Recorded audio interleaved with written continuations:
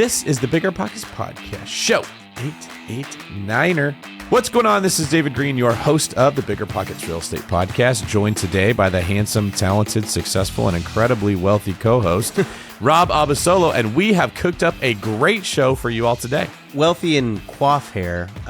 Listen, I'm in my head today because I don't know if I wore this shirt on the last podcast that we did, and I only have like 3 or 4, and I try to cycle them out, so it may look to anyone watching on YouTube that I'm wearing the same shirt for like the last month. Insecure much? A little bit. My goodness. This is why I introduced you as incredibly wealthy, so people would just assume you're like Mark Zuckerberg and you wear the same shirt every day. Not wealthy in confidence, but you know what? I am wealthy in an amazing podcast show that we're going to have today. We're actually bringing on Whitney Elkins-Hutten, and she's going to be talking about how to create generational wealth that lasts and the biggest levers that you can pull to stop losing money while you're building wealth through real estate. That's right. So many investors get into real estate because they have this drive to build wealth, but not just for themselves, but to create generational wealth for the others in their family.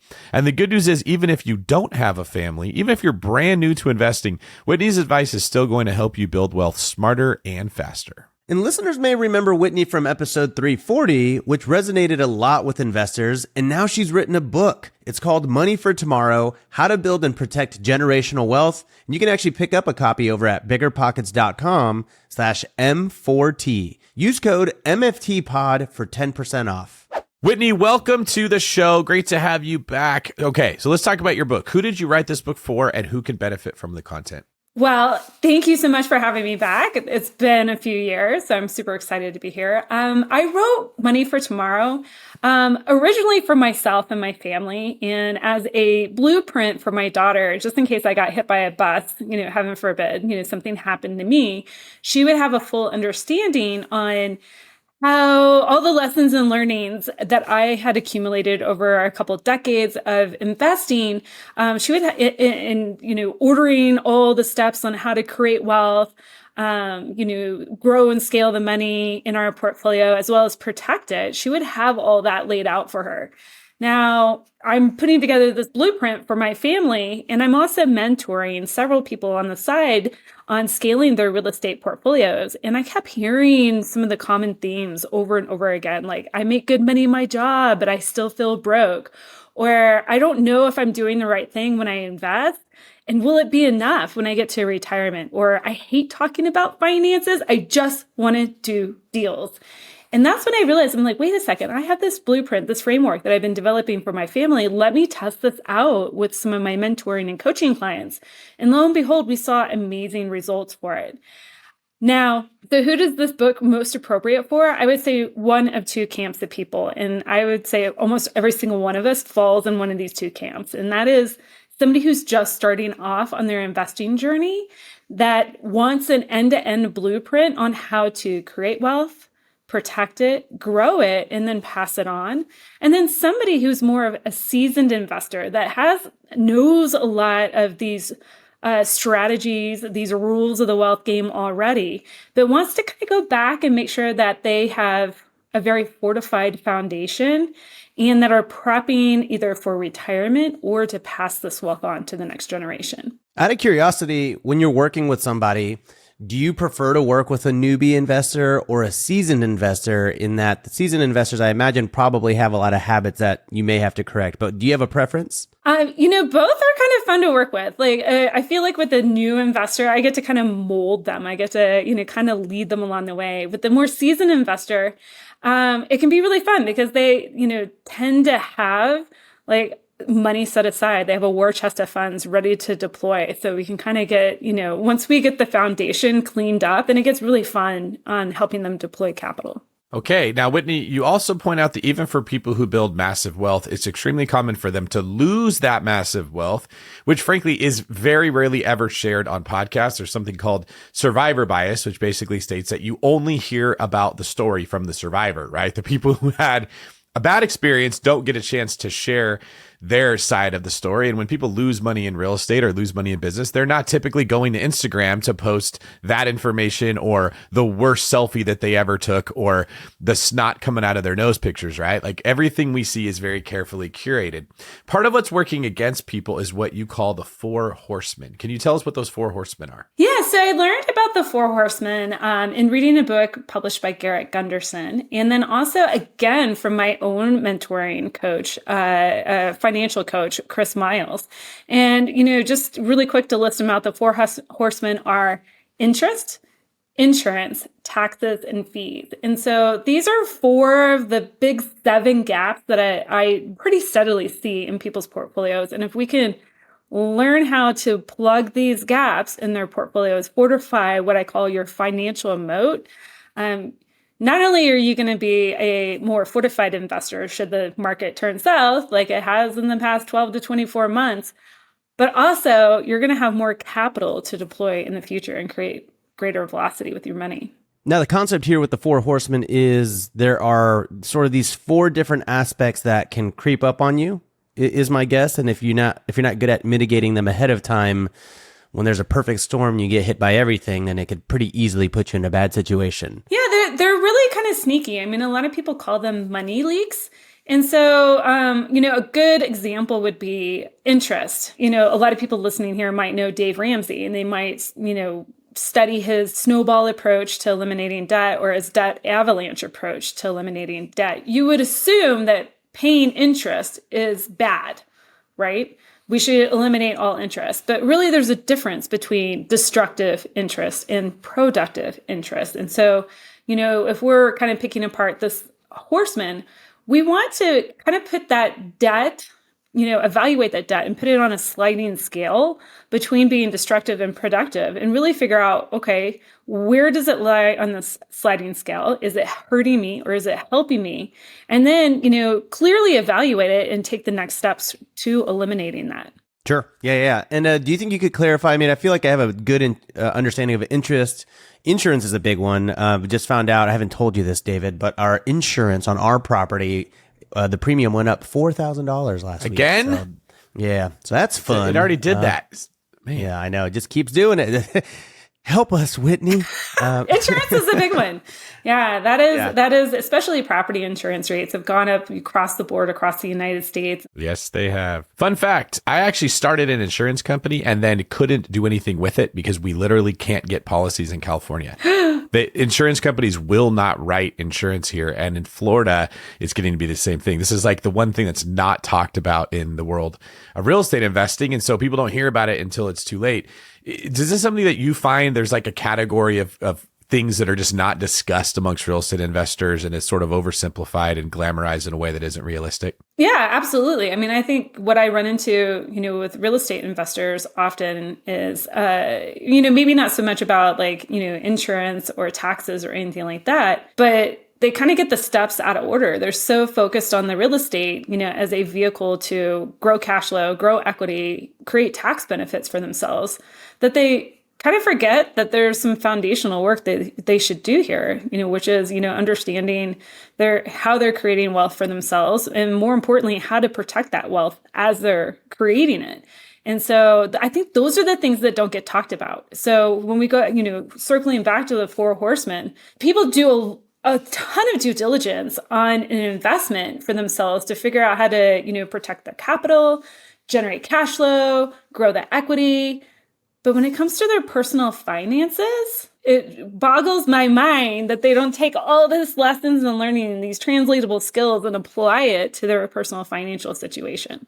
The last book that I just wrote, now that you've written a book here, was called Pillars of Wealth. And I cover these principles that real estate investing is one of 3 pillars that you need to do if you want to get wealthy. The other 2 are making money and saving your money. And we have bookkeepers that will look at a profit and loss statement for a property, and we will meticulously look at every expense. Where's my insurance? Why is it going up? Why did maintenance cost this much? How much CapEx do I need to set aside? And then when it comes to our own personal budget, it's like people don't pay attention to it at all. They put 0 effort into where all their money is going. And they're working so hard, getting frustrated at not having success with real estate investing, while all of the work that they're doing for everything else in life, that money's just flying right out the door and they don't even pay attention to it. Absolutely. Yeah. I mean, I have a coaching client that I'm working with right now, not going to share any specific details, but it's a theme that has cropped up again. They are very proficient at creating income and deploying that into investments, into growing their business. But the personal finances are, for lack of better words, hot mess.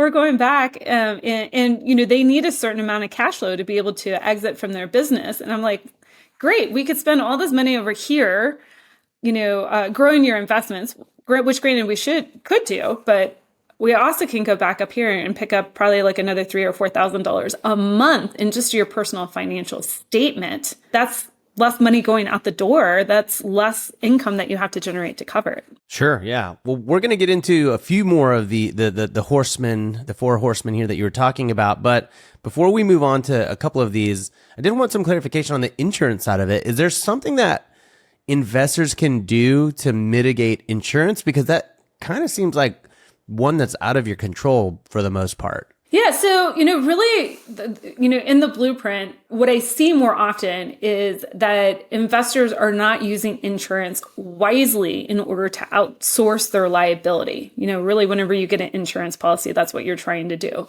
And so I hear you, Rob, you're trying to, maybe the question or what I hear here is like, how do I lower my insurance cost, or maybe cost compare, that line item on my profit and loss statement. Really there, you're calling around to get the most optimal policies, try to compare apples to apples, right?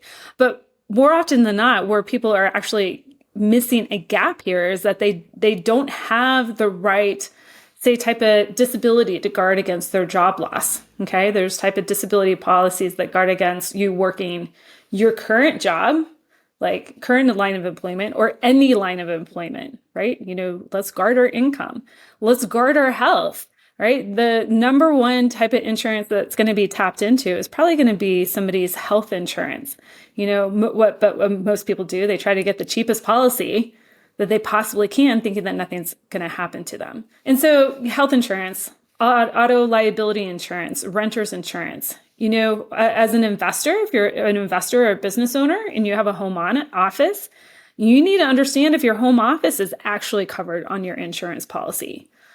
Oftentimes, a homeowner's policy does not cover a home office on the policy. It doesn't replace that equipment, or if you have to shut down your business for whatever reason, say like there's a natural disaster in your area, it doesn't cover any of that loss.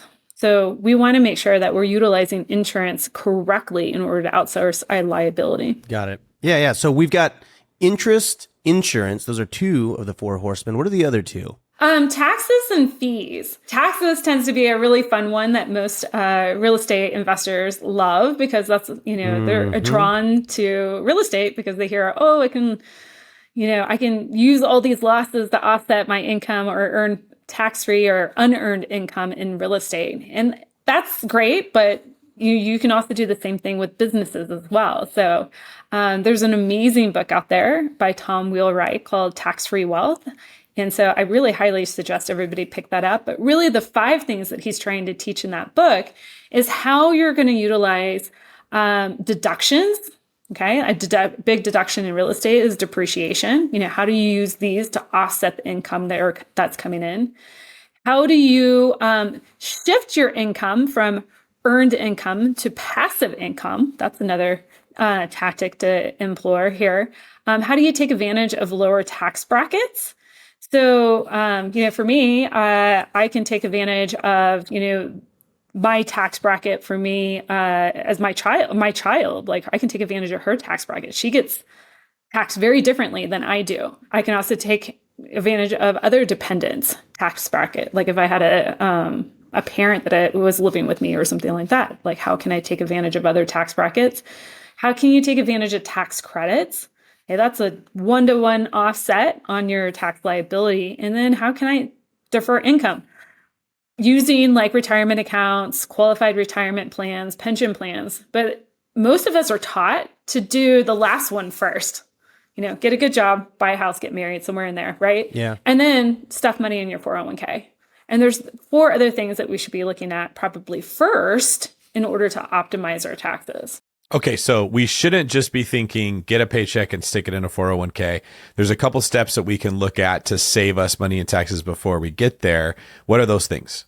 Now, if you just don't have a business or don't have any real estate, you have very few deductions available to you. right? But as soon as you open a business or buy a piece of property, you have a wealth of deductions that are open to you. You learn to use those wisely. And I think the number one deduction that most people miss, especially when they start off investing in real estate, is using depreciation wisely. So make sure that you're partnering with a tax professional that is not scared to take that depreciation deduction. That's a huge one. That's really one that most people are, I feel, too lazy to really dive into that and learn why it's so powerful.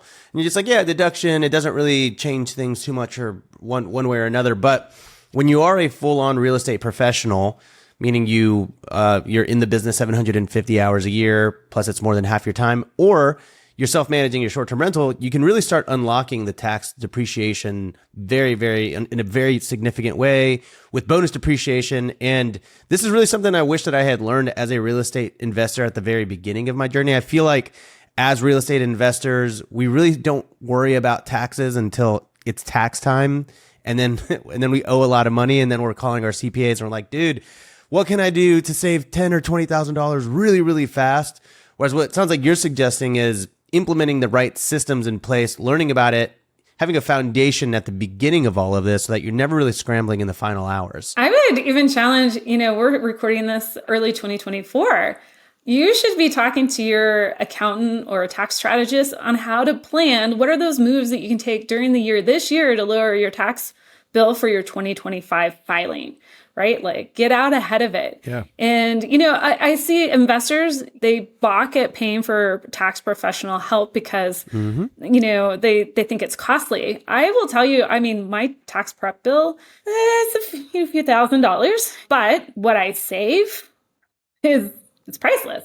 I will play that slot machine every single time. I can think of a couple practical examples because this is a really good example of investors know about depreciation, but they don't always think about deductions because investors forget that they're still running a business and they need to think like a business owner.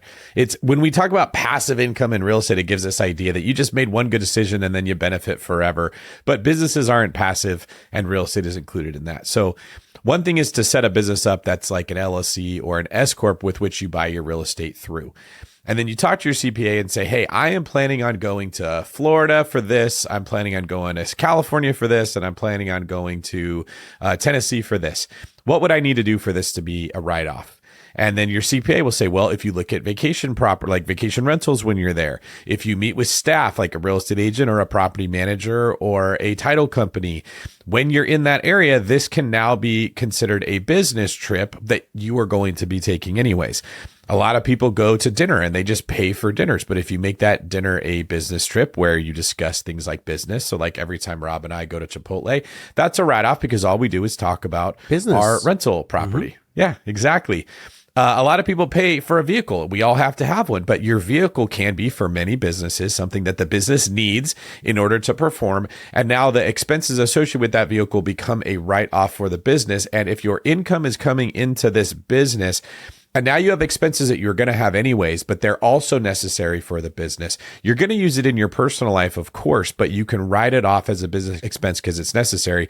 I'm glad you're bringing this up, Whitney, because this stuff doesn't come up on real estate podcasts very often, but it's still a part in building wealth and saving money. Absolutely, right? Because, every time you can, bank some of those deductions, in the case of going to Chipotle or driving your car, you were going to spend that money anyways, but now you can write it off, right? And you don't have to pay taxes against that income that you use to offset it.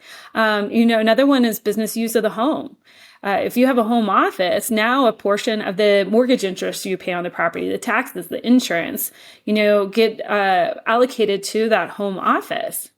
I know for me, I have a desk in a dedicated space in my home that I run my real estate business from. Well, of course, I'm going to take that 200 square foot area and write it off against my taxes. Of course. Like, why wouldn't I? Why wouldn't you? Why wouldn't I? Yeah, exactly. So there's just things to think about there. Internet. I can, deduct, through that home office, a portion of my internet. I have a phone dedicated for the house. Therefore, my phone that I carry, my cell phone that I carry is dedicated to the business, right? So, partner with a professional that understands how to use all these things. One thing that I love about Tom's book, Tax-Free Wealth, is that, he views the IRS code as a treasure map. Like, there's the first 10 pages are all about how you can actually pay your taxes, right? And I'm not saying we shouldn't pay our taxes. Yes, we should pay our fair share, but you can arrange your affairs as such to lower your liability legally. Yeah, okay. So that brings us to the fourth horseman. We just talked about interest, insurance, taxes. What is the fourth one here? Fees. Notoriously hated amongst everyone. That's the one unity we have in this world is fees. We all hate them. Oh, yeah. I mean, there's the low-hanging fruit, your bank fees, your ATM fees. Ticketmaster fees. Oh, my gosh, Ticketmaster fees. Airbnb fees. It's more expensive than a hotel. Sorry. Carry on. I 100% agree on all those things. Then, if you're a real estate investor, you've got your closing title fees. Right now, I'm getting a house under contract to sell, and they're like, here's your title fee, here's your closing statement, here's your inspection, and all these things that we have to split with a buyer. And I'm like, oh boy, okay, more fees for this transaction. Now, those are all great. We go into detail on that in the book, but I think the one that most people kind of are taking their eye off the ball on is actually the fees associated if you have retirement funds. I don't know about you, but if I'm setting money aside in retirement, I will probably want to have more than $500,000 in that retirement account, which means when I start taking the required minimum distribution as I approach retirement, it's going to be above my standard deduction. So my husband and I, we're married. Okay, we get a standard deduction of about $26,000 a year. I plan on retiring or pulling more than $26,000 out of that account. $26,000 per year? Per year, right? Like my living expenses are much more than that. So now here's the thing. There's two things that are compounding in here. One, there's the fees that I've paid on those investments the whole entire time, right? I challenge you, people should do the math on this. Like they think that 1% total fee or 1.5% or maybe even 2%, total fee in their retirement account just to administer the account, just to be in the stocks, bonds, and mutual funds doesn't, is worthwhile to them. You compound that out over 30 years, you're losing not just tens of thousands of dollars, but in some cases, hundreds of thousands of dollars just to fees. Okay. But let's say you get to retirement, that money's all gone. You've lost the ability to compound and grow that. You can't generate velocity with that money. It's gone. All right. But now you want to retire and you want to start pulling the money out of your retirement accounts. Okay. It's going to be larger than your standard deduction. Now there's a thing here called provisional income that you're potentially triggering, which means you now get double taxed on things like Social Security. So this can be a big train wreck for people. And so again, I really want to encourage people to model out what kind of fees that you're paying as you grow your retirement accounts, but also sit down with a professional and fully understand, am I going to be triggering this provisional income whenever I start taking things out of my retirement account? This is why we hear a lot of people doing Roth conversions, the 5 to 10 years before they start approaching retirement, because Roth IRAs are not subject to provisional income. Yeah. So one of the things that I've heard, and this probably goes into the fee side of it, is the compounding effect of having other people manage your money, which again, this is like the standard way of doing it. Usually hire a professional, you'll get charged a couple percentage points to do that. But over time, that compounds to actually eat away at a lot of the earning potential that you're actually stacking away in your retirement accounts, right? Oh, absolutely. Yeah. In the book, I walk an example of somebody who is invested in their company 401k, getting a match, but they have like a 1% total fee load between expense ratios, fiduciary, plan administration, all that, which is quite honestly pretty low. Yeah. Seems like very innocent, like a very innocent fee. Yeah. I mean, great. Like 1%, that's no big deal. I'll pay that all day long because somebody else is doing the work.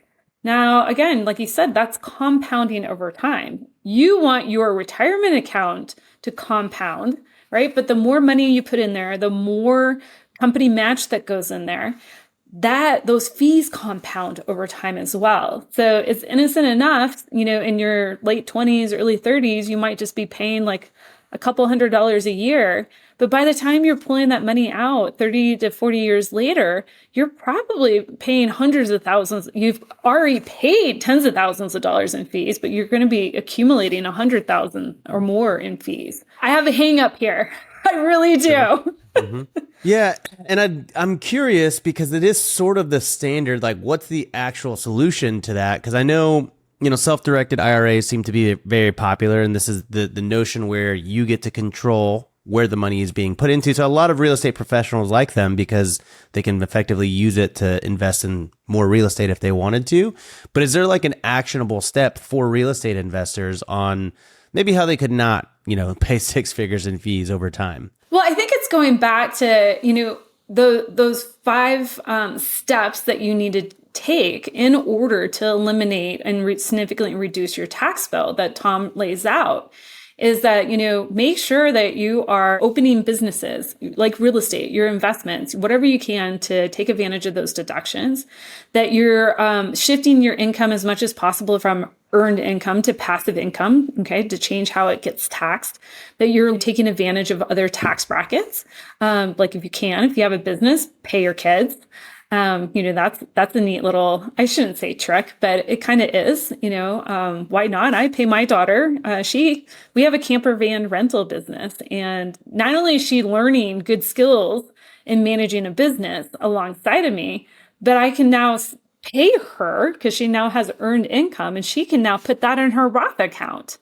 That's a very powerful wealth transfer and wealth building strategy. And it's completely legal. And then we can get into tax credits. And then the last part, if you still have funds left over that you need to tax shelter, now we can start getting into how do you best leverage these retirement accounts and qualified retirement plans.